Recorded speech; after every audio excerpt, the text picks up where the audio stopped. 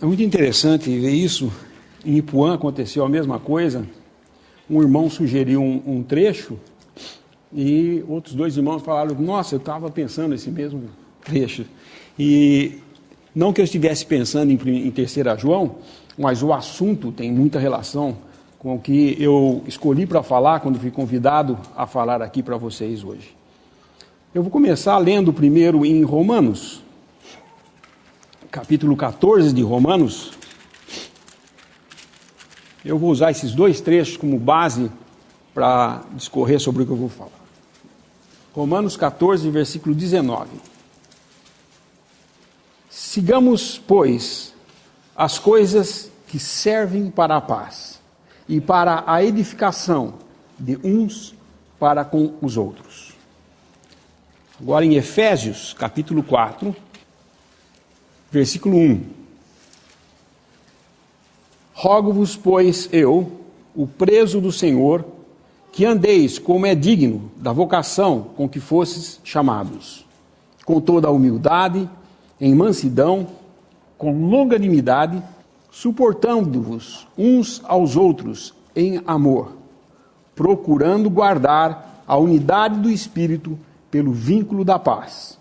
Há um só corpo e um só Espírito, como também fostes chamados em uma só esperança da vossa vocação. Nós temos visto nesses dois trechos, primeiro, que em Efésios, os 3 primeiros capítulos de Efésios, ele está tratando de doutrinas, os mistérios que foram revelados à igreja por intermédio de Paulo, são discorridos nos 3 primeiros capítulos de Efésios. Na realidade, o que nós lemos aqui em Efésios, no capítulo 4, ele vai agora colocar a parte prática daquilo que ele ensinou nos 3 primeiros capítulos. Todos os mistérios, são várias coisas que foram reveladas, que estavam ocultas e que Deus escolheu a Paulo para revelar. Aqui, então, depois de revelado que ele fala, então ele passa no versículo 4 a trazer as exortações a respeito, baseados nessa doutrina.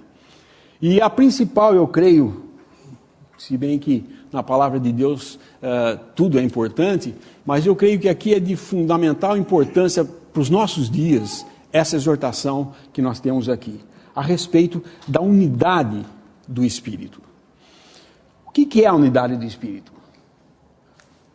Muitos confundem que nós devemos manter a unidade do corpo, mas na realidade o que nos é rogado é que nós mantenhamos a unidade do Espírito.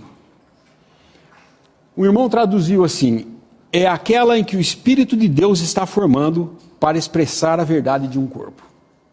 Ou seja, no mistério de Deus, revelado agora no Novo Testamento, nas Escrituras de Paulo, principalmente, ele revela de que era do propósito de Deus de fazer convergir todas as coisas em Cristo Jesus. E com isso, ele faz através de, por sua obra, salvar pessoas e trazer para uma nova situação agora, uma nova relação com Deus, numa nova posição com Deus. A nossa posição hoje é a mesma que Cristo tem.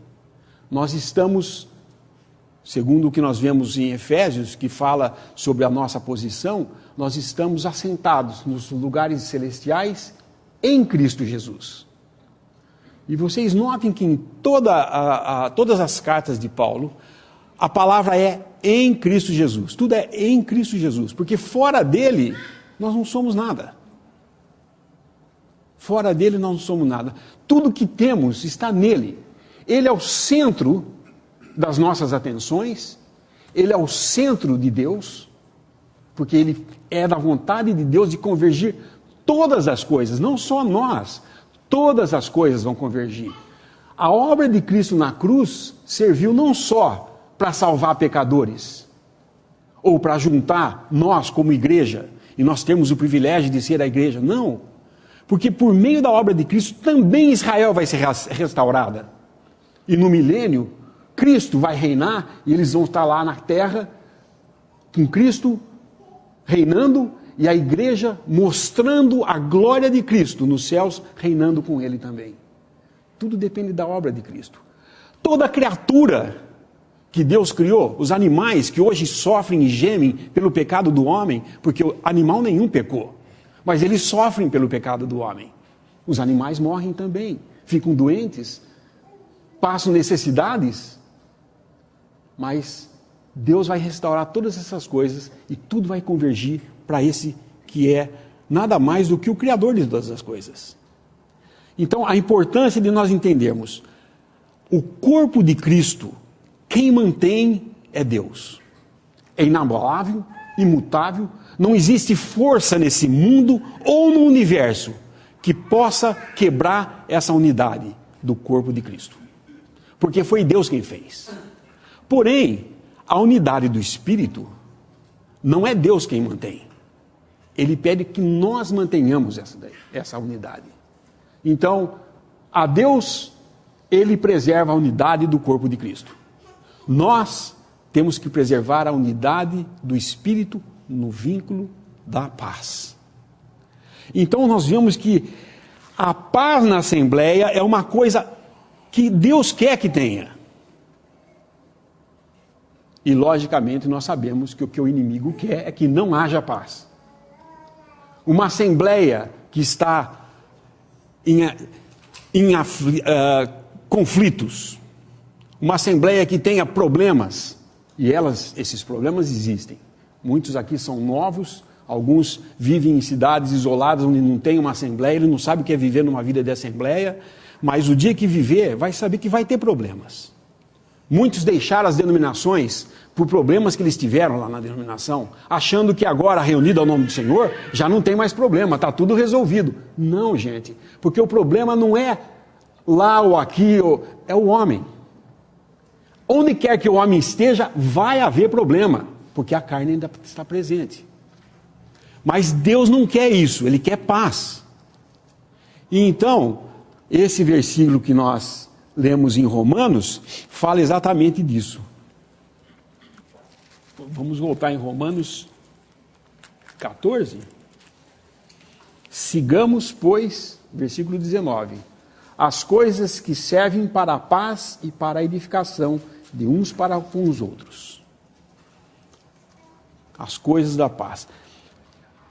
A unidade do Espírito, a primeira vez que ela foi quebrada, foi logo depois que foi iniciado. Em Atos, nós lemos Atos 5, não vamos lá porque senão não vai dar tempo de falar tudo que tem para falar, mas em Atos 5 existe o problema de Ananias e Safira. Ali pela primeira vez foi quebrada a unidade do Espírito.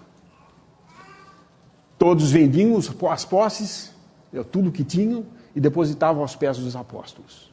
Ananias e Safira, em combinação entre os dois, eram marido e mulher, mas eles combinaram de vender o que tinham e depositar metade aos pés dos apóstolos. E a outra metade ficou com eles, ocultamente. E nós sabemos o resultado, né? A morte dos dois. Se hoje, cada vez que se quebrasse a unidade e morresse alguém, não tinha mais ninguém vivo. Mas, logo depois disso, outra vez é quebrada a unidade do Espírito. Em Atos 6. Houve uma disputa entre os gregos e os... havia um problema com as viúvas. Tinha que alimentar. Ele falou, as nossas viúvas não estão recebendo, e as outras estão. E aí o seu apóstolo falou, espera um pouco, nós não podemos ficar vendo essas coisas. Eles elegeram anciãos que resolvessem esses problemas de assistência física ou material aos santos. Mas, fala, quanto a nós vamos permanecer na doutrina e nas orações. Os apóstolos não podiam ficar perdendo tempo, como nós vemos Moisés foi sobrecarregado com isso também no Antigo Testamento. Ele ficava sentado lá e era aquela fila de gente, até que o seu sogro falava, escuta, por que você não põe alguém para fazer isso no seu lugar? Porque o inimigo quer desviar aquilo que Deus está fazendo para que não haja bênção, para que não haja paz. Então, essa paz tem que existir entre nós, é bem clara no Novo Testamento. Em todas as epístolas que nós vemos da primeira epístola até a última, só uma, o escritor não fala da paz entre eles, que é 1 João. O resto, todas elas, são endereçadas falando à pessoa a quem estão falando, ou à igreja, paz e misericórdia e graça, mas a palavra paz está lá, sempre. Porque é da vontade de Deus. Então, o que nós podemos fazer para que haja paz? Nós temos que entender uma coisa. Eu me recordo, logo que nós nos convertemos em Limeira, era um grupo de amigos, mas nós começamos a buscar doutrinas, alguns foram para o lado de buscar esoterismo, hinduísmo, espiritualismo e tudo mais, e aí um dia resolvemos ler a Bíblia, e começamos a ler a Bíblia, um irmão leu a Bíblia e tal, e a história vai ficar mais curta, acabou caindo nas nossas mãos um livretinho do Macintosh, que era Auxílio ou Empecilho. E isso é interessante porque, na realidade, em uma assembleia, você pode ser ou uma ou outra coisa. Ou você é um auxílio, ou você é um empecilho. Ou você é um pacificador, ou você é um encrenqueiro, que arruma confusão. Não tem meio termo. Um que joga dos dois lados, não tem. Ou você é um auxílio, ou você é um empecilho. Como que eu devo fazer para que nós sigamos as coisas que são para a paz, as que servem para a paz? A palavra de Deus não diz quais são essas coisas. Isso é interessante. A palavra de Deus, às vezes, fica em silêncio a respeito de alguma coisa.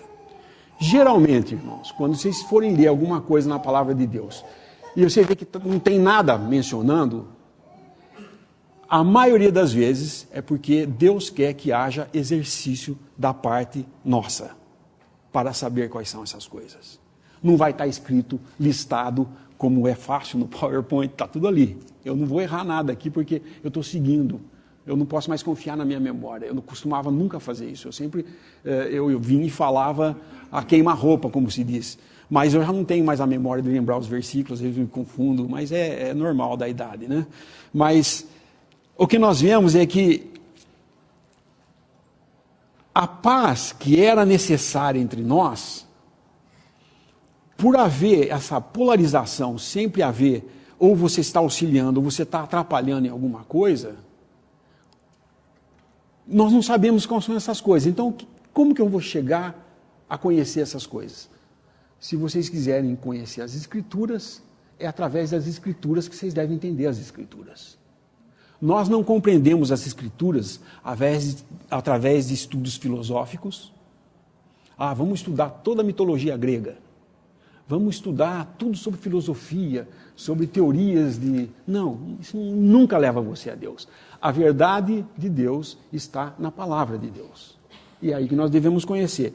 Então, eu vou aqui passar de leve aqui sobre esses assuntos das coisas que servem para a paz. Devo confessar que dificilmente eu seria a pessoa qualificada para falar desse assunto, porque eu falhei em quase todos eles, se não em todos. Já fiz de tudo isso que se está vendo aqui, que eu vou falar para vocês. E a gente aprende, e existe 3 maneiras de aprender: obedecendo, pelo erro dos outros, pelos seus próprios erros. Geralmente é o último que a gente escolhe. Isso, infelizmente, é assim. Só aprendemos quando erramos. E é errado isso, não é o que eu recomendo para ninguém. Muitos falam assim, não, mas eu tenho Espírito, porque eu tenho a unção do Espírito, eu sei todas as coisas. Só me basta a palavra de Deus. Por engano, isso não é o que a palavra de Deus está ensinando. Essa unção não é isso. Não é que agora eu sei todas as coisas.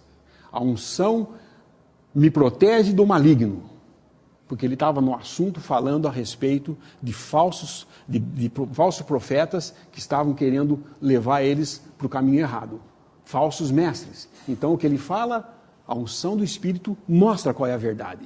E isso, na prática, eu já vi realmente.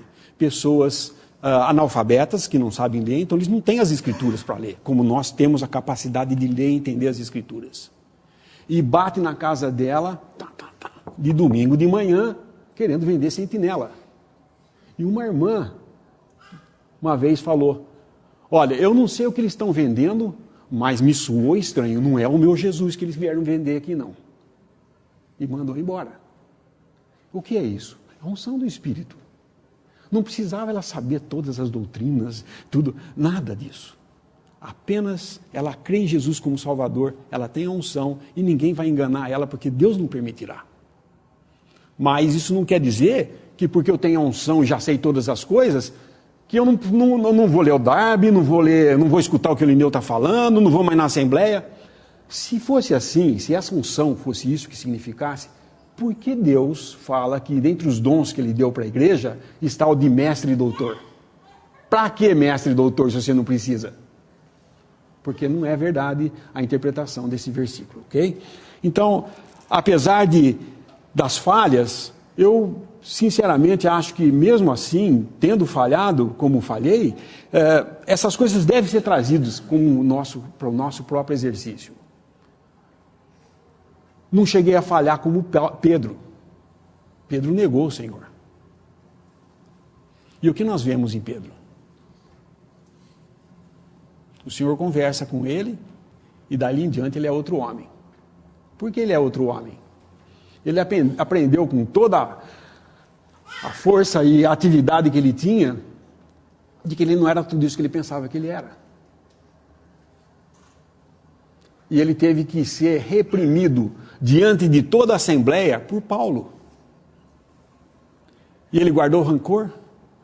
Não, você vê nas cartas ele escrevendo sobre o amado irmão Paulo, que escreveu coisas difíceis de entender, que os indoutos distorcem para a sua própria perdição, como também as demais escrituras. E inclui as cartas de Paulo nas escrituras. Então ele aprendeu sua lição e eu acho que, apesar de nós aprendermos às vezes do modo errado, nós devemos compartilhar as coisas que aprendemos para que nós possamos então ter paz na Assembleia. A paz é uma coisa que o mundo que deseja, né? Só que o mundo deseja uma paz errada. Ele quer a paz aqui. A paz entre as nações, entre as pessoas. Isso não vai existir nunca. Isso não vai existir nunca. Sabe por que não vai existir? Porque a primeira geração de Adão já houve intriga e morte. É o homem. E não existe em toda a história um dia que não tenha tido em algum lugar no mundo alguma guerra ou alguma disputa. Não existe. Não existe nenhum período de longa paz universal. E o mundo sonha pela paz universal. Não vai existir a não ser em Cristo. Porém, na Assembleia, Deus quer que tenha paz. E essas coisas, então, é que eu vou querer falar. A primeira é comprometer-se com a humildade. Para falar disso aí, eu vou usar em Mateus, o irmão usa, aliás, em Marcos, capítulo 9 de Marcos. O Bruce tem um livro sobre isso aí, muito interessante, ele prega uma pregação que ele fez para jovens sobre isso também. Marcos, capítulo 9, versículo 33. Nessa passagem, eu não vou ler a passagem toda, mas eu vou usar as passagens em que ele menciona. O Senhor vai falar de 3 causas de ruptura da paz na Assembleia. 3 causas que trouxeram uma disruptura na paz entre os discípulos. Então, versículo 33. E chegando a Cafarnaum, entrando em casa, perguntou-lhes: que estáveis vós discutindo pelo caminho? Mas eles calaram-se, porque pelo caminho tinham disputado entre si qual era o maior. E ele, assentando-se, chamou os 12 e disse-lhes: se alguém quiser ser o primeiro, será o derradeiro de todos e o servo de todos. E lançando mão de uma criança, pô-la no meio deles, e tomando-a nos seus braços, disse-lhes: qualquer que receber uma dessas crianças em meu nome, a mim me recebe. E qualquer que a mim me recebe, recebe não a mim, mas ao que me enviou. Essa segunda metade do capítulo 9 de Marcos, ela mostra 3 causas de ruptura dessa paz. A primeira delas é o que nós vemos aqui. Querer ser o primeiro. Por isso que eu falei que está ligado com o que nós estamos vendo anteriormente. O que Diótrefes queria? A primazia. Ser o primeiro. Isso causou o quê? Uma ruptura na paz.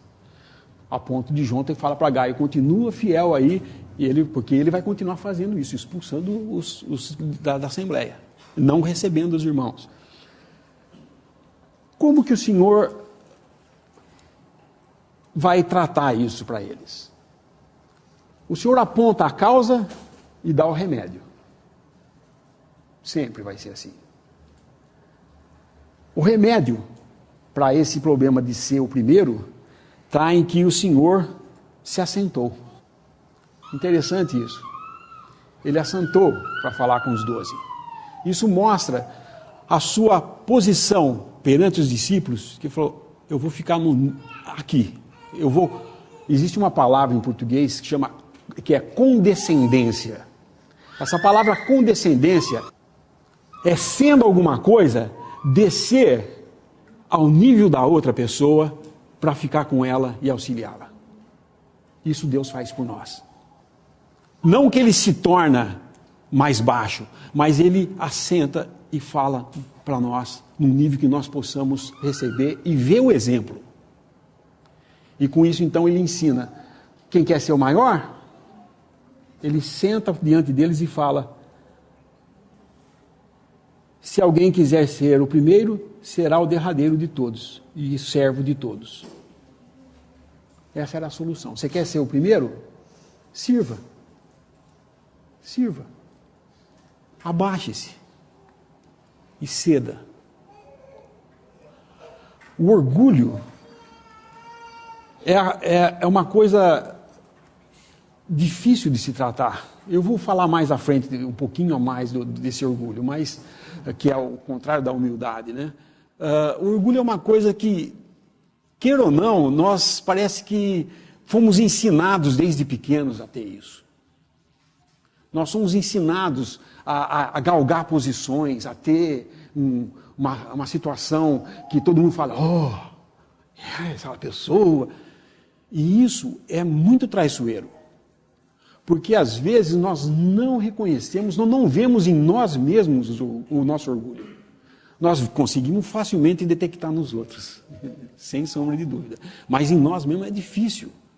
Até que venha Deus e te coloque numa posição que vai falar, quem sou eu? O Senhor estava ensinando os discípulos que eles deveriam se contentar em servir no pouco e naquilo que eles não iam ser tão notados pelos outros. Um irmão menciona que numa assembleia você vê claramente isso. Quando surge um evento que nem esse aqui, por exemplo, uma conferência, os jovens logo já vêm se oferecer para as posições notórias. Ou, quiser que eu fale alguma coisa, ou se quiser que eu faça isso. Mas na hora de orar, antes da pregação do Evangelho, alguns irmãos vão e oram numa sala que ninguém sabe disso. Muitas vezes nem vem. Creio que a maioria que nem sabe que isso acontecia. Quando na conferência ele vai pregar o Evangelho, antes de vir pregar o Evangelho, o que vai pregar, junto com mais alguns irmãos, vão numa sala e oram para que o Evangelho seja anunciado de uma maneira que o Senhor possa usar. Não aparece um jovem nessas reuniões. Mas aqueles que querem, vêm se oferecer, não, quer que eu ajude, eu posso fazer isso, eu posso fazer, desde que seja circulando aqui para todo mundo ver que ele está trabalhando. Eu não estou apontando para ninguém, eu estou falando que isso é o que o homem gosta de fazer. Isso somos nós. Cada um de nós. Quando nós nos ocupamos com a nossa importância, nós revelamos realmente qual é a nossa posição. Porque diante de Deus, nenhuma carne vai se orgulhar de nada. Quando nós queremos galgar a posição, é porque nós estamos na carne. Quando nós queremos ser o primeiro, é porque nós estamos na carne. É a nossa carne nos levando, não é Deus. Porque na presença de Deus não existe. A carne não pode se manifestar. Então, quando nós queremos fazer alguma coisa para Deus e ser notado, é porque realmente nós não estamos na presença de Deus. Eu vou só mostrar alguns versículos sobre isso rapidinho. Nossa, não tem muito tempo, não. Em 1 Pedro, capítulo 5 de 1 Pedro, é a segunda parte do versículo. Eu vou ler ele inteiro, mas o que eu quero falar é a segunda parte. Semelhantemente, vós, jovens, sede sujeitos aos anciãos, e sede todos sujeitos uns aos outros, e revestivos de humildade, porque Deus resiste aos soberbos, mas dá graça aos humildes. Então, se alguém quiser alguma coisa, humilhe-se. Tome a posição que Deus tem para você, porque Deus que habita nos altos, nos lugares altos e santos, na terra, habita entre os humildes, contritos de coração e os oprimidos. Deus não vem aqui na terra para viver com os reis, para os que são notórios. Não, você nunca vê Deus fazendo isso. O Senhor Jesus nunca andou entre os reis, mas ele andou ali entre os pescadores, aqueles que olharam e falaram, mas esses caras não são aqueles pescadores ignorantes que não sabem nem como é que eles estão falando desse jeito. Era ali que o Senhor estava. E foi acusado por isso. Esse aí bebe vive com os bebedores e as prostitutas e os pecadores. Quem é ele? Não está aqui entre nós, os nobres, os príncipes, os sacerdotes? Aqui na terra não. Aqui na terra, ele jamais se poria nessa posição com os grandes, porque ele é o que ele é. Mas ele estava numa situação de condescendência aqui, andando com um homem, no nível que o homem é, para mostrar, olha, é assim que se serve. Eu estou aqui servindo ao Pai. A minha comida é fazer a vontade do Pai. Qual é o remédio para isso daí? Miqueias, capítulo 6, capítulo 6, versículo 8. Ele te declarou, ó homem, o que é bom?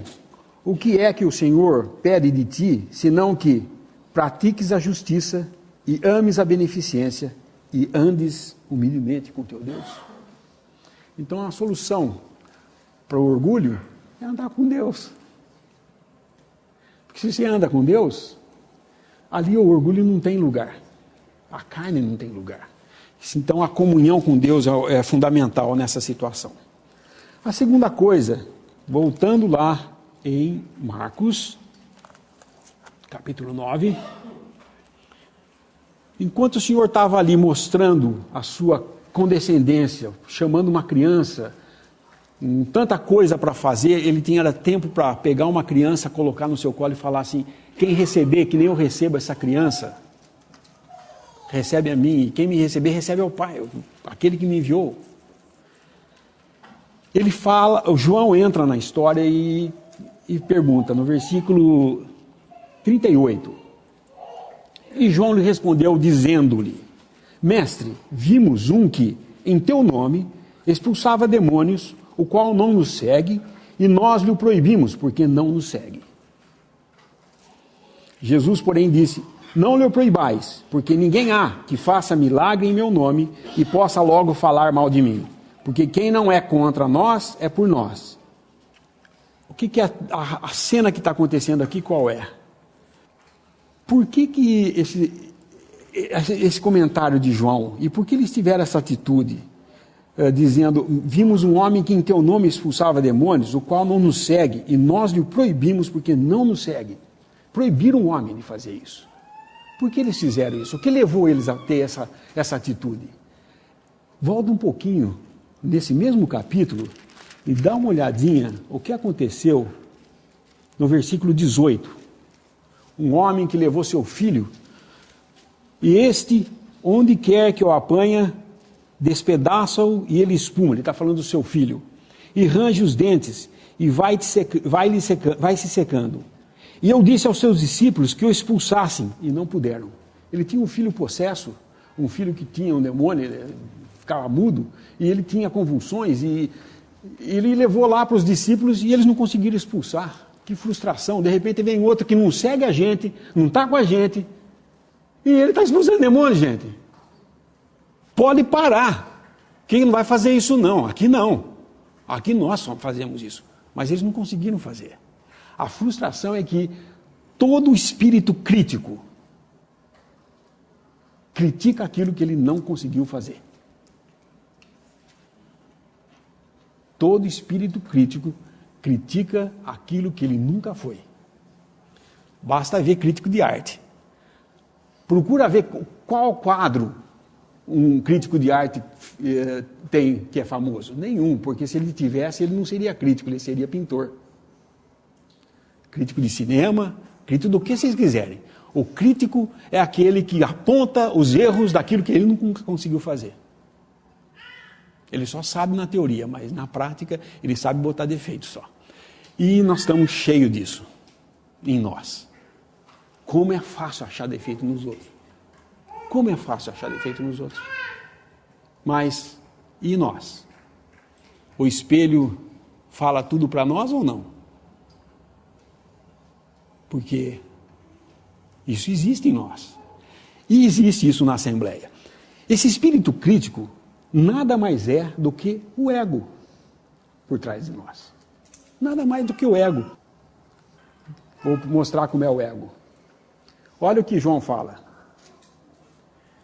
E João lhe respondeu dizendo: Mestre, nós vimos um que em teu nome expulsava demônio, o qual não nos segue, e nós lhe proibimos, porque não nos segue. O espírito crítico só vê a si mesmo. É centrado nele. O centro é ele. Na realidade, eles tinham que ver assim: esse homem está fazendo em nome de Jesus, deve ter alguma coisa aí. Se ele está expulsando em nome do Senhor Jesus, não, mas o foco era eles, não era o Senhor Jesus. Ele está fazendo isso e não segue a nós. Ele não falou não segue ao Senhor. Ele não segue o Senhor, não. E qual é a resposta do Senhor para eles? Por que vocês fizeram isso? Quem mandou expulsar? Presta atenção, o Senhor não fala assim, vai anda com eles também e aprende como expulsar demônios com eles. Anda com eles, porque eles estão fazendo uma coisa certa, una-se a eles. Não. O Senhor chamou os discípulos, esses daqui, para serem apóstolos. Não me interessa o que os outros estão fazendo, isso é o que eu tenho que fazer. Vou dizer para vocês, não tem na cristandade hoje tantas pessoas fazendo coisas em nome de Jesus e fazendo bem. Eu não tenho que ficar criticando eles. O momento em que eu começo a me preocupar com eles e proibir que eles falem, ou querer impedir que eles ajam aqui e façam isso na sociedade, vamos, por que pode proibir? Não, eu estou errado. Eu tenho que continuar fiel e Deus vai cuidar. Se eles estão falando em nome de Jesus, quem vai requerer o nome dele é o próprio Senhor. Nós não somos o dono do nome do Senhor. Nós somos apenas nós. Mas se nós levamos nós como o centro das coisas, como eles fizeram aqui, isso vai descambar para crítica acima de crítica. E, logicamente, nós vemos que em Israel, no Antigo Testamento, várias vezes, em várias situações, quando a situação do povo era de fraqueza e distância de Deus, esse diálogo do nós vai ser encontrado. Sempre. Quando eles estavam lutando contra os filisteus, acho que é 1 Samuel 4:3, eles estavam lutando contra os filisteus e estavam perdendo. Sim, nós vamos trazer a arca para ficar no nosso meio, porque os nossos inimigos estão vencendo. E a arca no nosso meio, ela vai vencer o inimigo. Trouxeram a arca, perderam desgraçadamente e perderam a arca também. Ué, o Senhor foi desleal com eles? Não, o Senhor nunca prometeu que a arca era o centro. Ele era o centro. A arca era um objeto. Mas eles puseram a fé no objeto e neles próprios. Se a arca estiver aqui, nós vamos vencer. Nós vamos vencer. E nossos inimigos vão... Não. O Senhor sai para fora. Sempre que tem uma situação dessa, no Novo Testamento, por exemplo, a Laodiceia. Somos ricos. Ela fala no singular. sou rica, sou isso e tal, mas porque ele está falando da igreja, mas é o todo que está falando. Nós temos tudo, somos ricos, temos todo... Mas eles não sabiam que o Senhor estava prestes a vomitar eles da boca. E o Senhor estava onde? Fora, batendo na porta. Então, quando o homem está longe de Deus e numa situação de centralizado em si mesmo, o seu ego, Deus sai para fora. Ele não se identifica com isso. Ele não pode se identificar com esse tipo de coisas. E não se identifica. E se você pensa que o fato de falar, nós reunimos ao nome do Senhor, nós estamos certos, o resto está errado, vai fazer você certo? Não vai fazer. Se você continuar nesse espírito, o que vai acontecer é que você não vai ver o Senhor te ajudando. Vai falhar tudo. Então, criticar não traz nenhum benefício para a Assembleia. Gera antes ruptura da paz. Que não existe em nós esse espírito, mas ele existe. Então vigiemos para que nós sirvamos as coisas que servem para a paz, nós utilizemos dela. E uma delas seria não ter um espírito voltado para si mesmo, crítico e só apontando os efeitos dos outros. Vou mostrar, eu tenho pouco tempo, mas rapidamente, isso aqui é muito interessante, o que o irmão fala, o Bruce fala sobre isso, que eu nunca tinha notado em Isaías. Ele compara essa passagem de Isaías capítulo 5, na versão corrigida, repete um ai, na realidade são 6 ais que Isaías fala aqui. Na nossa versão corrigida, o 22 e o 23 repete no 23 o ai, mas não tem. No 23 não tem nas outras versões do Darby, na atualizada, várias delas. É a mesma pessoa que ele está falando. Mas vou fazer rapidinho para vocês entenderem. Ele fala, aqui é como se Isaías estivesse dentro de uma casa com 6 janelas. Ele olha para a primeira janela, é o versículo 11. Ai dos que se levantam de manhã e seguem a bebedice, e se demoram até a noite, até que o vinho os esquenta. Ele vê um bêbado e fala, ai, olha, fica bebendo, crítico. Aí no 12, está falando dele, o 11 e 12 está falando dele. Aí no 18 ele fala, ai dos que puxam pela iniquidade com cordas de vaidade e pelo pecado como se fosse em cordas de carros, e dizem, apresse-se e acabe a sua obra, para que vejamos, e aproxime-se e venha ao conselho santo de Israel. Tem um outro ai que ele fala antes, no 8 ele fala, desculpem, o 8 tem o primeiro ai, que é para o monopolista, a pessoa que monopoliza tudo, é o versículo 8 e 9. Ai dos que ajuntam a casa, reúnem herdade a herdade, até que não haja mais lugar e fiquem como únicos moradores no meio da terra. Aqui então ele fala ai por causa do monopolizador, depois ele fala ai por causa do bêbado, no versículo 18 ele vai falar ai por causa dos libertinos, que ficam levando a vida do jeito que eles acham que tem, controla tudo da vida deles. Daí no 20 ele fala, ai dos que ao mal chamam bem e ao bem mal, que fazem da escuridade luz e da luz escuridade, e fazem do amargo doce e do doce amargo. Esse é o hipócrita. No versículo 21 ele fala, ai dos que estão sábios aos seus próprios olhos e prudentes diante de si mesmos. Esses são os filósofos. Ele critica também. Daí no 22 ele fala, ai dos que são poderosos para beber vinho e homens forçosos para misturar bebida forte, dos que justificam o ímpio por presente e ao justo negam a justiça. Esses são os corruptos, né? A gente chama. São os magistrados e os líderes injustos.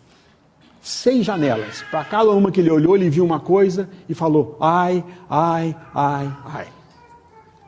Aí fecha-se todas essas janelas e no capítulo 6, abre-se uma janela em cima. A glória de Deus brilha sobre ele e ele se vê na luz do que Deus vê quem ele é. E aí ele fala o 7º ai. Ai de mim. Ai de mim. Somente quando nós chegamos nesse 7º ai, a gente deixa de ser crítico. Quando você fala, ai de mim, estava criticando todo mundo, e ai de mim, olha eu, olha o que eu fiz, olha o que eu sou, olha o que eu faço, olha o que eu já fiz. Quantas vezes eu fui um empecilho para a paz, eu quase que rompi a paz da Assembleia, porque eu achava que tinha que ser daquele jeito, e eu queria impor a minha vontade, queria fazer isso, queria fazer aquilo. E no entanto, o que o Senhor faz? A hora que brilha a sua luz, acaba toda a confusão. Nós não somos melhores que nossos irmãos.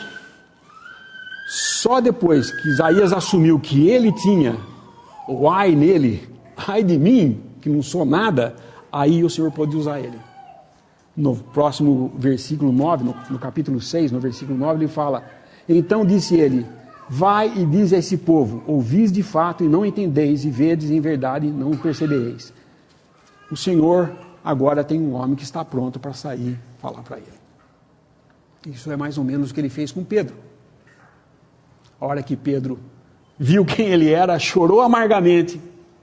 E aí no finalzinho, quando o Senhor ressuscita, ele fala, Pedro, amas-me? 3 vezes. E aí ele sabia quem ele era e quem é que estava diante dele.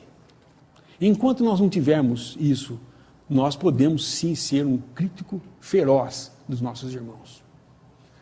Sempre disse isso e continuo dizendo, porque eu sei que é assim, na prática, e infelizmente, mas somos brandos juízes de nós mesmos e severos juízes dos outros. E isso só traz ruptura da paz. Então, não vamos criticar todo mundo achando que nós somos os melhores, porque nós não somos. E se você ainda pensa que é, um dia você vai falar, ai de mim. Vai falar, ai de mim. Porque Deus quer que nós aprendamos como viver em paz. A terceira coisa que o Senhor fala, está no capítulo de Marcos lá, 9, versículo 42. E qualquer que escandalizar um desses pequeninos que creem em mim, melhor lhe fora que se lhe pusessem no pescoço uma grande pedra de moinho e que fosse lançado no mar. E se tua mão te escandalizar, corta, melhor é para ti entrares na vida aleijado do que, tendo 2 mãos, ires para o inferno, para o fogo que nunca se apaga. E assim ele vai falar do pé, e vai falar dos olhos. O que é isso que o Senhor está falando aqui para eles? Nós temos que ter o cuidado de não ofender as pessoas, quer seja por palavras ou por obras. Como é fácil ofender os outros. Às vezes, a gente pensa que o fato de você não ter intenção de causar nenhum dano para a pessoa, desde que você esteja falando a verdade, já ouviram esse provérbio? Fale a verdade, doa a quem doer. Não é assim, não. Não é porque é a verdade, ou porque é o que é certo fazer, que eu tenho que ficar falando para todo mundo o que eles têm que fazer. Porque primeiro tem eu. É a mim primeiro que eu devo impor essas coisas. O que eu devo fazer para promover a paz. E não falar o que os outros devem fazer para promover a paz. E a palavra de Deus nos mostra isso daí e nos leva para a verdade. E é interessante que às vezes a gente disfarça essa sinceridade com brincadeira. Eu confesso, eu constantemente fazia isso. Falava, e digo mais, nos dias de hoje, o modo de conversação do pessoal digital é esse. Prestem atenção nos WhatsApp. Fala uma verdade que mata você e depois põe um kkk na frente. Para dizer que é piadinha. Mas ele quis dizer aquilo lá, sim, gente. Ou se quis. Porque se não quisesse, ele ficava quieto, seria melhor. Se nós pudéssemos colocar um filtro no que falamos, Deus nos dá um filtro daquilo que falamos. Dá sim. As crianças ou não têm esse filtro, ou elas não têm ainda a capacidade moral de controlar o que elas falam. Mas quantas vergonhas os pais já passaram por filhos que abriram a boca na hora errada e falaram a coisa errada. Aliás, podia ser certo, mas falaram no horário errado. Quantas vezes não aconteceu isso? Elas não têm discernimento moral para controlar o que falam. Mas nós adultos deveríamos ter. Infelizmente, tem muitos adultos que nunca aprenderam isso.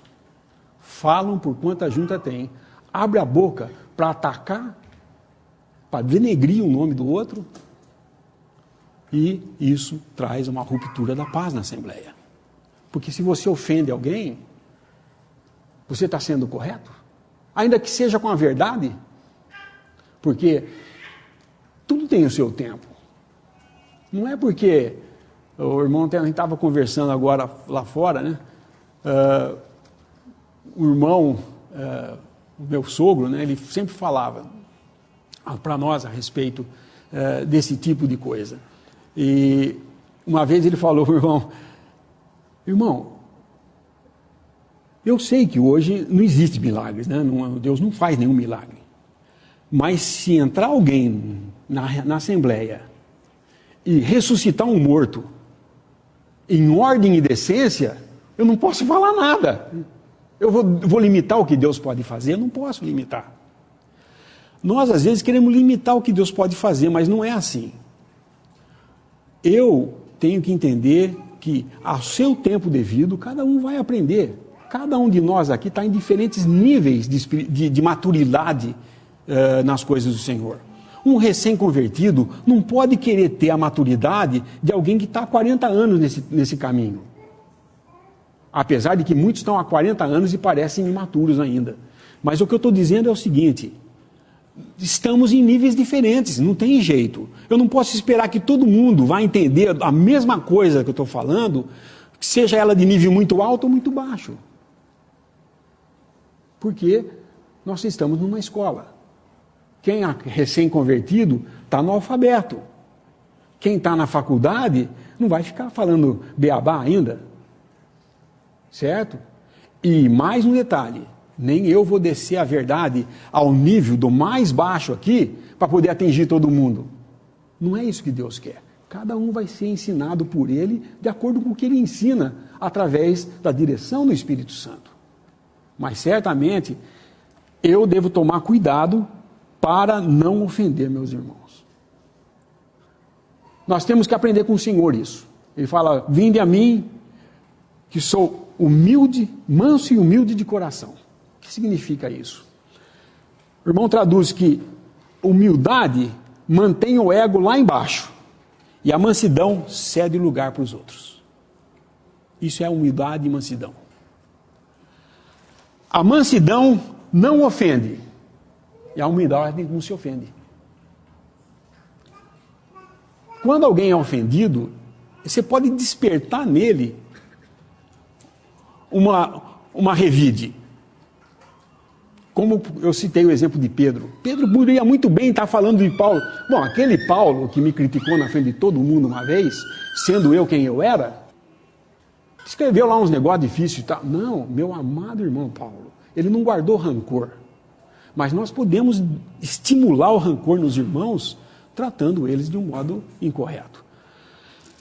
Então, antes de abrir a boca, precisamos julgar o que nós vamos falar. Será que isso vai ser para a edificação da pessoa ou vai machucar ela antes de qualquer coisa? Porque às vezes você não ensina uma pessoa agredindo ela, mas ela vai aprender com você pela sua mansidão. Porque você não vai ofender ela. Mansidão. Isso mantém a paz. Quando surgem aqueles que querem falar e fazer e impor a justiça a ferro e fogo, como eu disse aqui na reunião, a justiça não é fazer o certo, que justiça é fazer o que é certo, o que é correto. Fazer o correto não é o cristianismo. O cristianismo vai além disso. É fazer isso em graça. O que é fazer em graça? É você entender que, sim, a verdade tem que ser mantida, mas em graça. Não, o que a justiça faz? O que caracteriza a justiça? Quando que você fala que a justiça foi feita? Quando vem a sentença. No cristianismo não tem sentença, tem graça. Deus não nos condena, Ele nos salva por graça. Então, a verdade sim está aí, e eu tenho que realmente falar a verdade, e se algum irmão está andando desordenadamente, devemos sim ir lá e tentar, mas tudo em graça, não em poder, em ordem, e lei, e punição. A última coisa que uma assembleia quer fazer é punir um irmão ou colocar fora de comunhão. Quando a gente começa a usar a disciplina como meio de poder e autoridade, nós estamos errados. Porque Ele deu essa autoridade para a assembleia, para usar em última instância, não em primeira. Não em primeira. Por quê? Se uma assembleia toma uma decisão, ainda que errada, aquele que é objeto dessa disciplina, tem que se dobrar a essa decisão. Grandes divisões e grandes problemas foram causados por aqueles que, disciplinados, se rebelaram e foram embora e fizeram, me segue quem quiser. E se ele é um líder, se ele era alguém que todo mundo ouvia, ele leva metade ou mais da metade junto. E aí começa-se divisão. Quebra-se a paz, outra vez. Essas coisas, então, o Senhor estava ensinando. Como que Ele ensina isso? Eu já estou em cima da hora, eu ainda vou ter mais 3 coisas para falar. Os versículos finaizinhos aqui, o final do versículo, ele fala, versículo 49 e 50, o Senhor dá a solução. Porque cada um será salgado com fogo e cada sacrifício será salgado com sal. Bom é o sal, mas se o sal se tornar insulso ou sem gosto, com o que adubareis? Tende sal em vós mesmos e paz uns com os outros. Olha que interessante, ele termina falando de paz. O que é ser salgado com fogo? O sal é uma figura da devoção pessoal ao Senhor. E o fogo diz respeito a juízo. Então, salgado com fogo é você, na sua devoção ao Senhor, ter o julgamento próprio de si mesmo. Você se julgar. Você tem que ver o que você está fazendo. Ser temperado com sal é você, então, ter como cristão, ter a sua vida de devoção a Cristo, porque você está apto agora a fazer isso. O quarto seria reconhecer e se submeter aos que presidem entre vós administrativamente. Em 1 Tessalonicenses, capítulo 5, versículos 12 e 13. Rogamo-vos, irmãos, que reconheçais os que trabalham entre vós e que presidem sobre vós, no Senhor, e vos admoestam, e que os tenhais em grande estima e amor por causa da sua obra. Tende paz entre vós. Outra vez. É uma outra coisa que pode causar uma ruptura na paz de uma assembleia, são aqueles que não se submetem àqueles que são anciãos. Numa assembleia, uma condição normal de assembleia, já existem anciãos. Hoje nós temos muitos irmãos novos começando a reunir e não tem ninguém que é ancião, eles são todos novos. Eu já passei por essa situação. Nós todos, quando começamos, eram novos, não tinha ninguém. Pior ainda, nós não tínhamos nem para quem recorrer, porque nós não conhecíamos ninguém que fazia isso. Depois o Senhor trouxe a conhecimento, porque a gente orava para que isso acontecesse. Mas o que aconteceu? Se os que são mais velhos, aqueles que são reconhecidos pela Assembleia como aquele que cuida dos interesses da Assembleia, os anciãos não são os pastores que ministram ou aquele que ensina a palavra, são aqueles que cuidam do bem-estar da Assembleia. Isso é um pastor. Todo mundo confunde a palavra pastor como um ministro da verdade, aquele que ministra é o pastor. Não.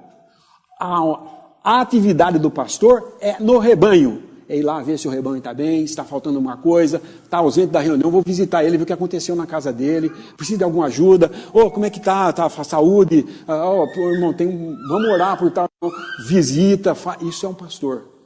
Esses que fazem essa obra devem ser honrados. E esses geralmente são os que administrativamente cuidam da Assembleia. Quando tem um problema a ser tratado, eles que falam, irmãos, é melhor fazer isso, porque eles conhecem a Assembleia. Quem é melhor do que aquele que visita e tem contato e conhece e conversa, senta, conversa com todo mundo? Ele sabe do que está acontecendo. Quem é melhor do que ele para falar quando chega uma assembleia para decidir, tem que tomar uma decisão. E acontece que muitos problemas relacionados com decisões de assembleia, ou com quando a assembleia tem um problema, alguma disputa, algum negócio, se você rastrear o caminho, vai chegar num jovem que está se rebelando contra o que o ancião falou. O irmão chama esse de os elders adolescentes. Geralmente, um irmão com seus 40, 35, 40 anos de idade, que já tem a sua família formada e acha que porque já tem uma família e está tudo bem, ele já é o dono do pedaço e ele tem que mudar o jeito desses velhos pensar. Não é assim, gente. A assembleia é formada por todos, jovens e velhos. E os anciãos são aqueles que têm a experiência que vocês não têm ainda, os jovens. Não despreze essa experiência. Pode parecer para você absurdo o que eles estão fazendo, mas eles já passaram pelo que está passando agora. E souberam como tratar a coisa. E têm experiência para falar. Nós não podemos menosprezar isso. Quando um irmão, um ancião adolescente desse, se encontra numa assembleia que tem que se tratar de alguma disciplina, de alguma coisa, se ele se colocar do lado do que está sendo disciplinado, se condoendo dele, falando, não, vocês não podem fazer isso, está errado agir desse modo, ele está sendo partidário. Sabe o que é partidário? Partir, repartir, dividir. Ele vai causar uma divisão. Aquele jovem que quer se intrometer na administração da assembleia, não dando ouvidos àqueles mais velhos, não, vamos fazer uma coisa nova aqui agora, vamos dar uma limpeza nessa assembleia, ele vai causar uma divisão. Ele vai causar disruptura na paz da assembleia. Então, muito cuidado, um espírito partidário só vai dividir a assembleia. Quinto, exercício do domínio próprio no ministério da palavra. Esse é um ponto crucial. Eu gostaria de ter mais tempo para falar bastante disso aqui, mas é aquele negócio. Quando nós nos convertemos, nos apartamos das denominações, porque agora nós estamos aqui reunidos ao nome do Senhor, e o Espírito Santo nos dirigindo, está escrito em 1 Coríntios 14, todos podereis falar, ministrar, profetizar. E por causa disso, eu tenho o meu direito.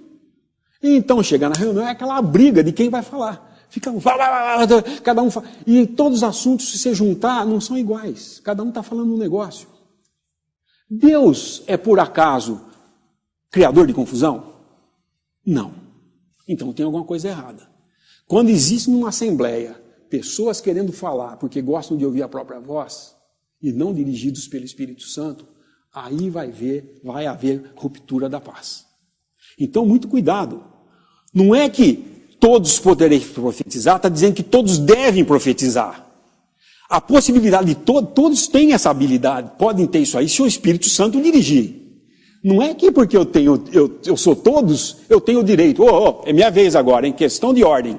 Agora sou eu que vou falar. Isso acontece na Assembleia Legislativa. Isso acontece na Câmara dos Vereadores. Mas aqui não é política. Que todo mundo tem o direito. Minha vez de falar agora. E às vezes, você vai numa reunião, realmente, você encontra aquele que ele está inquieto na cadeira.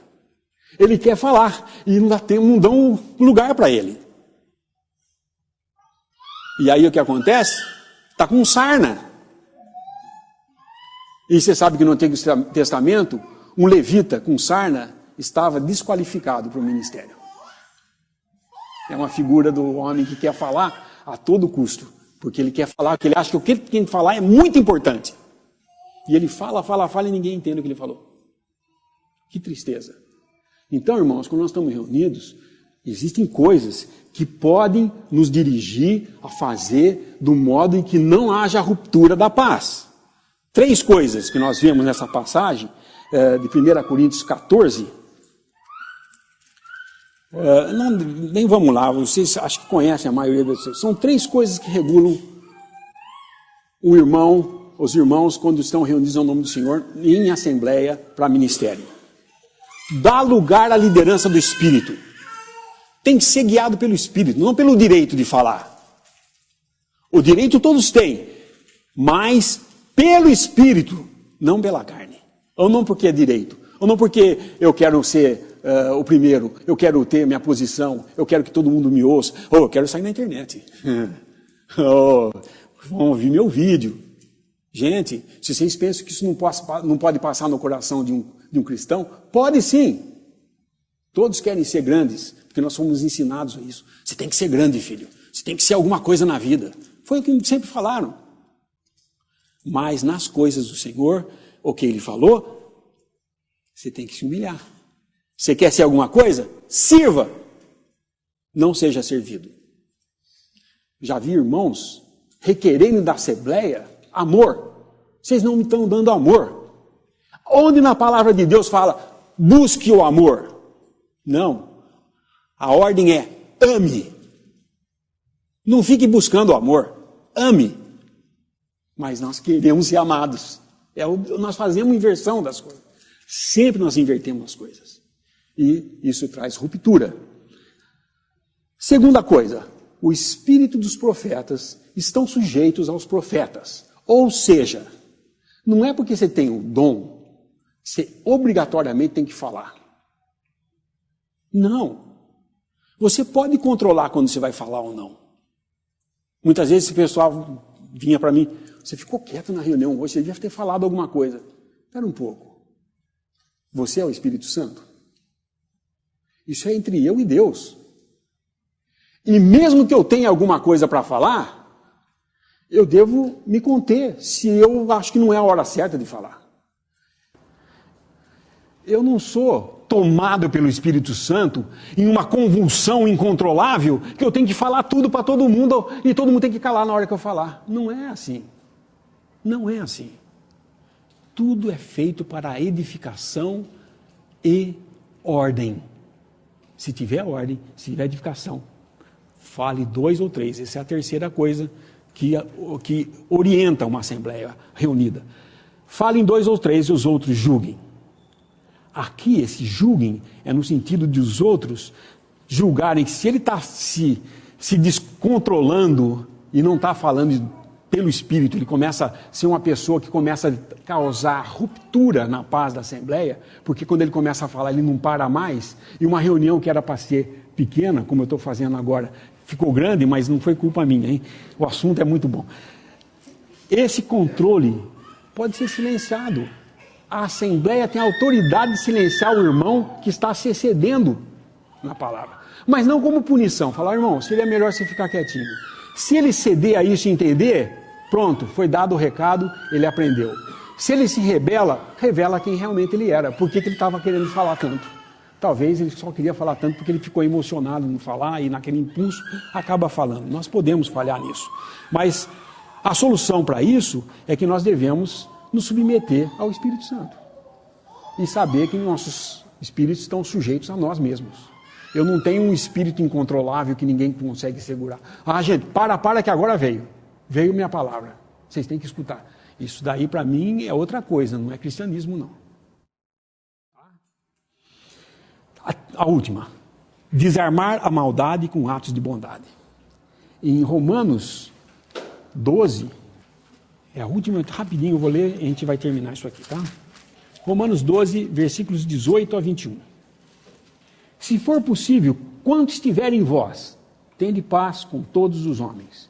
Não vos vingueis a vós mesmos, amados, mas dai lugar à ira, porque está escrito, minha é a vingança, eu recompensarei, diz o Senhor. Portanto, se teu inimigo tiver fome, dá-lhe de comer, se tiver sede, dá-lhe de beber, porque fazendo isto, amontoarás brasas de fogo sobre a sua cabeça. Aqui ele fala de inimigo, mas na realidade é um opositor, na realidade. Não é um inimigo assim de um incrédulo que é contra você.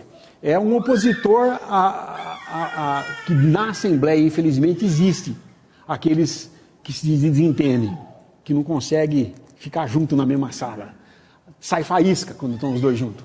Sempre há um desentendimento. Como lidar? Porque isso traz ruptura também. Se eu tenho um irmão na Assembleia que toda vez que ele fala, ele me irrita, e toda vez que eu falo, ele fica irritado comigo, vai haver uma quebra na paz. Esses irmãos que me irritam, eu tenho que entender o seguinte, o Darby fala uma coisa interessante. Se o meu mau humor colocar você de mau humor, você foi vencido pelo mal. Não está querendo dizer que eu estou certo, não está dizendo que ele era certo de ter mau humor. Mas se o mau humor dele despertava no outro um mau humor também, ele foi vencido pelo mal. O irmão falou, eu não vou deixar que ninguém, com o seu mau humor, me tire da paz que eu tenho com Deus. Se nós soubermos que nós podemos perdoar uma pessoa que constantemente nos agride, isso existe. Eu lembro o irmão, o Bob Tony, falando, toda vez que ele ia numa assembleia visitar, o que ele falava, o irmão contradizia. E ele ficava quieto e aguentou, até que esse irmão se deu por conta do que estava fazendo e parou de fazer isso aí, entendeu? Mas existe isso. Porém, sempre pode haver algumas disputas nesse sentido, algum desentendimento ou uma desavença, mas nós temos que aprender a perdoar. Se alguém te ofende, você tem que aprender a perdoar. Agora, eu já ouvi gente falar assim, eu posso perdoar uma pessoa, mas eu não vou esquecer jamais o que ela fez para mim.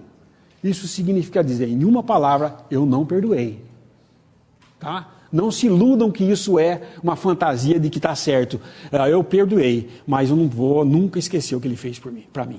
Não. Vocês têm que aprender a perdoar mesmo. O irmão fala, perdoar é como se você fizesse uma represa e guardasse todo o perdão nessa represa, até esse irmão vir e falar, irmão, perdoa. Aí você abre a represa e dá todo o perdão para ele, que já está guardado desde o momento que você foi ofendido. O momento que nós somos ofendidos, já devemos perdoar em nossos corações. Esse é o segredo para você não causar uma ruptura e rancor na Assembleia. E isso é muito importante.